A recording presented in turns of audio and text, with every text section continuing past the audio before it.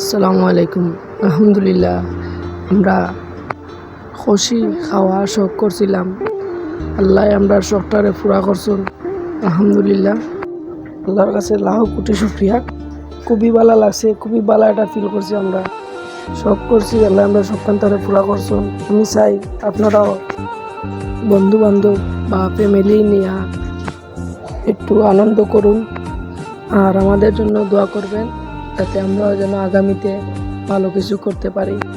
আর সত্যি কথা বলতে বড় ভাই, চাচা, মামা ওনাদেরকে নিয়ে খুবই ভালো লাগছে। ইনশাল্লাহ আগামীতে আপনাদের সবার দাওয়াত রইল।